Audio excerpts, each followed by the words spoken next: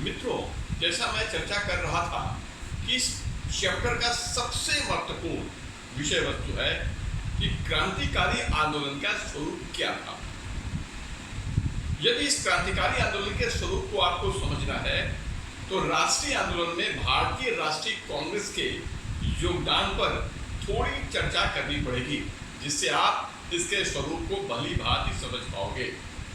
यदि राष्ट्रीय आंदोलन में कांग्रेस के इतिहास पर प्रकाश संक्षिप्त रूप से डाला जाए तो उसे मुख्यतः 3 भागों में विभाजित किया जा सकता है। नंबर 1,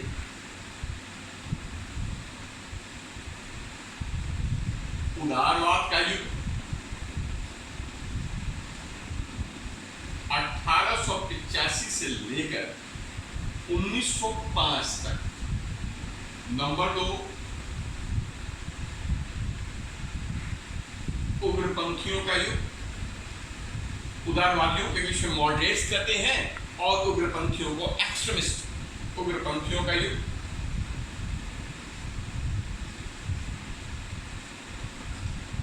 1905 से लेकर 1919। और इसका तीसरा भाग है जो सबसे महत्वपूर्ण भाग है, गांधीवाद का युग।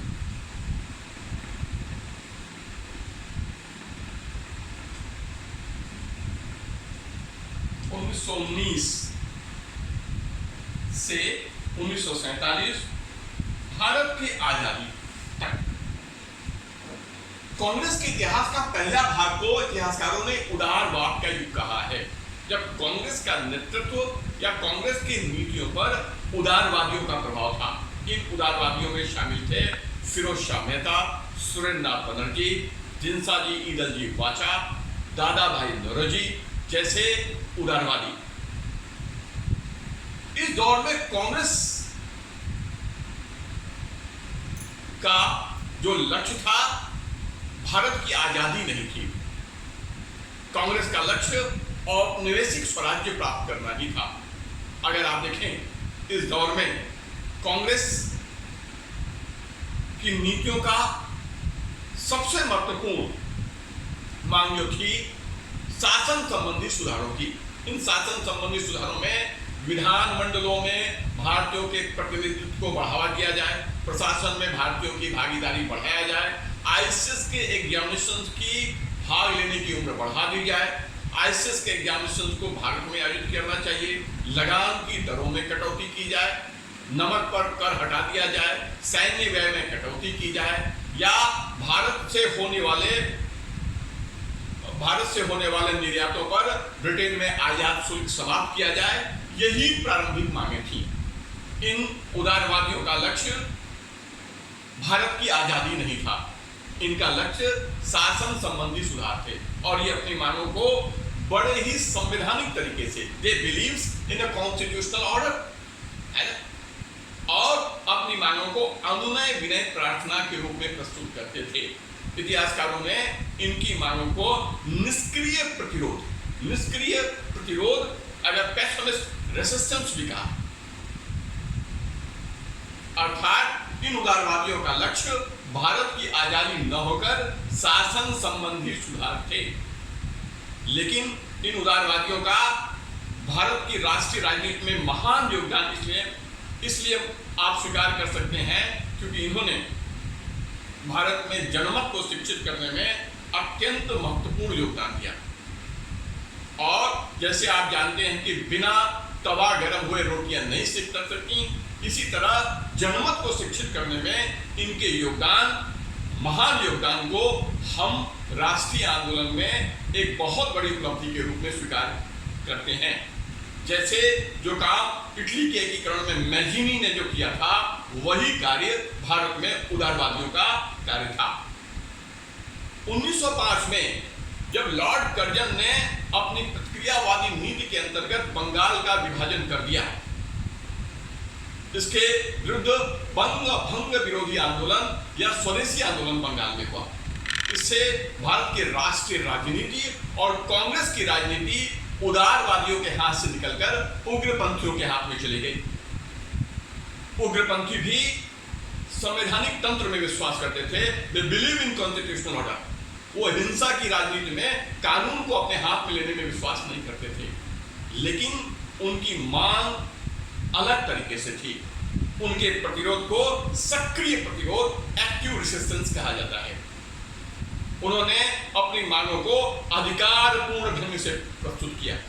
जहां उदारवादियों की मांगे अनुनय विनय प्रार्थना और एप्लीकेशन की नीति के रूप में थी, जिसे तिलक ने उनकी आलोचना करते हुए कहा भिक्षावृत्ति की नीति, या एक जगह एक स्थान पर मेढकों की तरह टरटराने से आजादी नहीं मिल पाएगी। और समीक्षकों ने उसे पढ़े लिखे भारतीयों का वार्षिक मेला कहा। वहीं उग्रपंथियों के दौर में राष्ट्रीय और कांग्रेस की राजनीति का सूत्र उग्रपंथियों के हाथ में आ गया, जिसके नेता थे बाल गंगाधर तिलक, विपिन चंद्र पाल और लाला लाजपत राय जैसे लोग, और अरविंदो जैसे क्रांतिकारी भी इन विचारों में शामिल थे।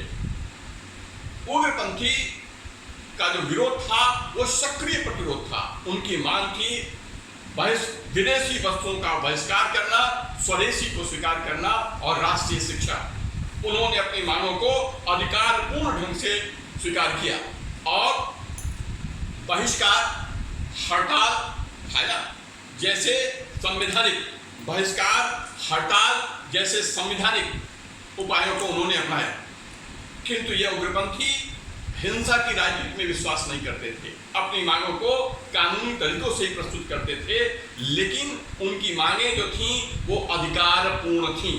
उनके विरोध को सक्रिय प्रतिरोध कहा जाता था। ये देश हमारा है, यहाँ के संसाधन हमारे हैं, है ना, और अंग्रेज विदेशी हैं, और इन संसाधनों पर हम भारतीयों का हक है, जिससे वो हमें वंचित नहीं कर सकते। तिलक ने 1916 में होम रूल आंदोलन के दौरान कहा था, स्वराज्य मेरा जन्म सिद्ध अधिकार है, मैं इसे लेकर रहूंगा।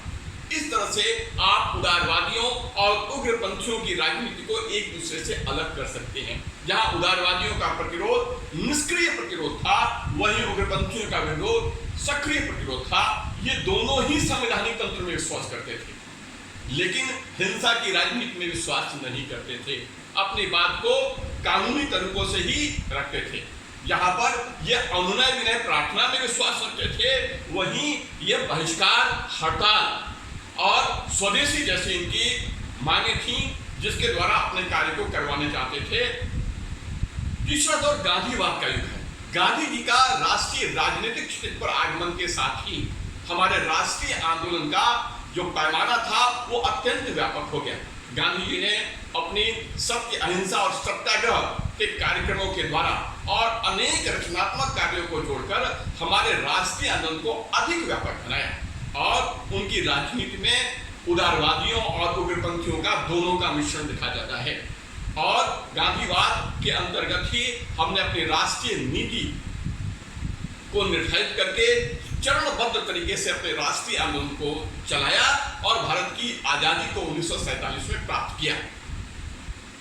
अगर आप कांग्रेस के इस इतिहास पर आप नजर डालें तो इसके कंपैरिजन में आप क्रांतिकारी आंदोलन को समझ सकते हैं। क्रांतिकारी जो विचार था वह संवैधानिक तंत्र में विश्वास नहीं करता था। Not believe in the constitutional order. Revolutionaries of the India not believe in the constitutional order. वो हिंसा की राजनीति में विश्वास करते थे। उनका विचार था कि ब्रिटिश राज की स्थापना हिंसा, दमन और शोषण पर है, और इसका अंत भी हिंसा और दमन से ही हो सकता है। उनका विचार था क्रांतिकारियों का, सठे साक्ष्य समाचारी, जैसे को तैसा, टिट फॉर टैट। वो हिंसा की राजनीति में विश्वास करते थे, बम, पिस्तौल और गोली की राजनीति में विश्वास करते थे। उनका विचार व्यक्तिगत शौर्य में था।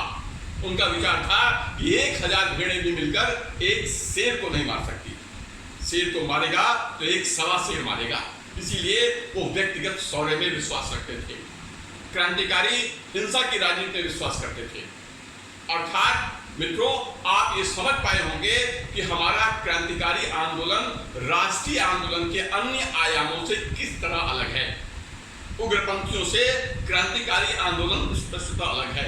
उग्रपंथी संवैधानिक तंत्र में विश्वास करते थे, अपनी मांगों को कानून लाफुल तरीके से ही रखते थे। किंतु क्रांतिकारी जो थे वो अपनी मांगों को गैर संवैधानिक तरीकों, हिंसा के आधार पर मनवाना चाहते थे।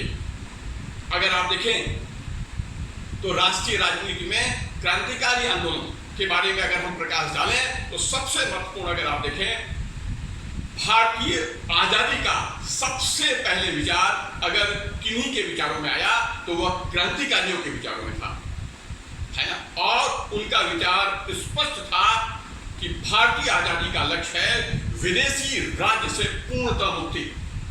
अगर भारतीय राष्ट्रीय राजनीति में भारत की आजादी का, पूर्ण आजादी का विचार अगर किन्हीं में आया तो वो हमारे क्रांतिकारी भाई थे, जिन्होंने हमारे देश की आजादी के लिए अपना बलिदान कर दिया।